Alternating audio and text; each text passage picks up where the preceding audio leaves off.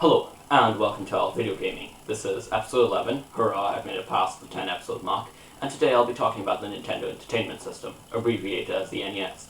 This was originally released as the Famicom by Nintendo in 1983 in Japan, and then released in North America in 1985 as the NES, in Europe in 1986, and in Australia in 1987.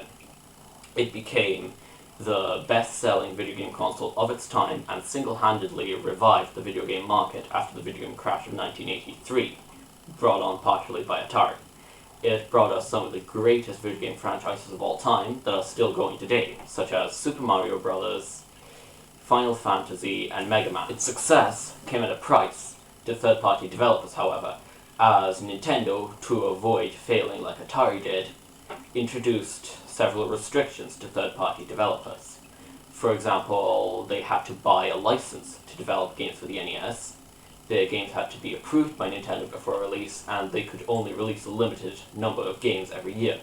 These guidelines, however, allowed the system to succeed and allowed video games to succeed, and this is why the video game industry is as successful as it is nowadays.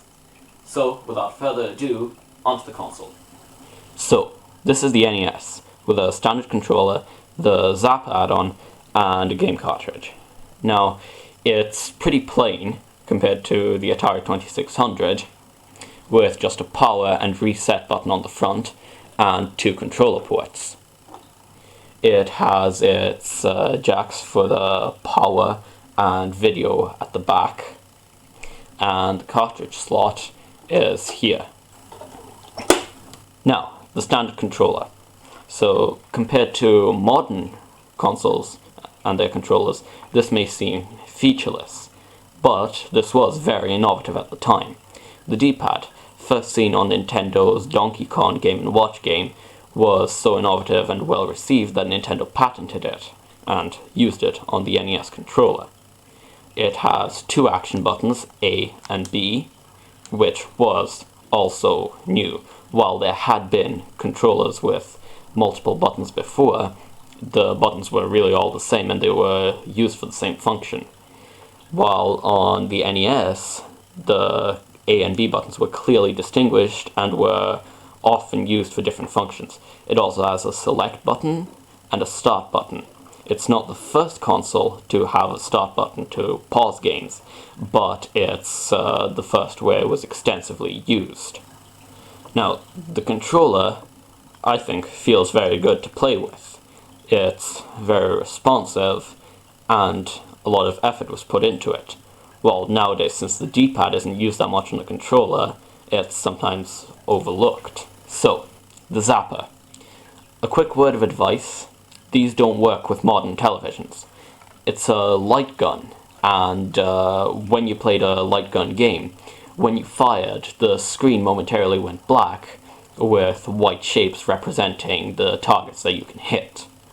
And if the sensor in the gun detects the white and sees that you were pointing at the white, it counts it as a hit.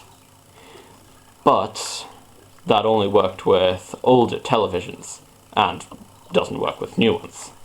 So I can't tell you how well it works because I haven't been able to test it out yet.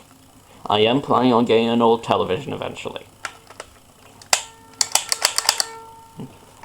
It's actually quite noisy when it fires. So, no stealth nighttime gaming with this. So, the cartridge. Here I have the Super Mario Bros. Duck Hunt Double cartridge, which was available at launch. The cartridge itself, though it appears quite big, if you actually break one open, all of the internal workings are actually in this small pot. But anyway, it loads in like this, and this actually reminds me of a VCR. You push it in, and then you press it down, and you close the lid. So, now I'm going to show you briefly some gameplay.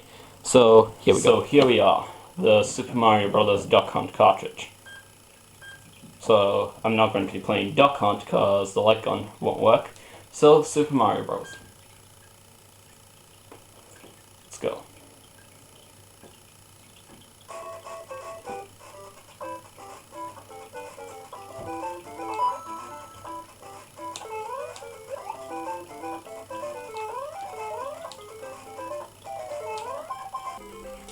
So, graphically, you can see this game is a big step up from the Atari 2600.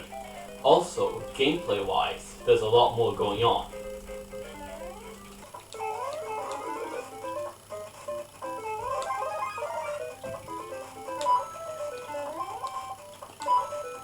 Mario is actually distinguishable as a human being. Also, there's actually something going on in the background to make the game look better.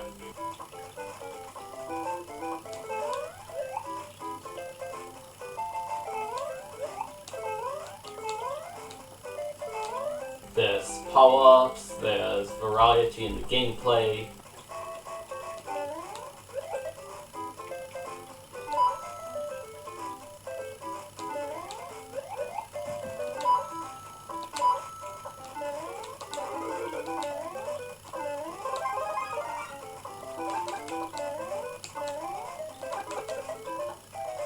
It brought gameplay to a whole new level, and contributed immensely to the system's success. Side-scrolling, in fact, became the system's signature game style.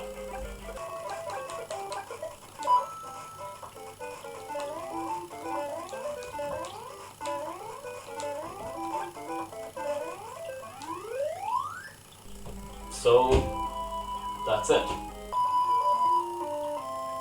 So, that was the NES, one of my favourite consoles of all time, and said by many to be one of the best consoles of all time, and the console that brought video gaming back from the brink.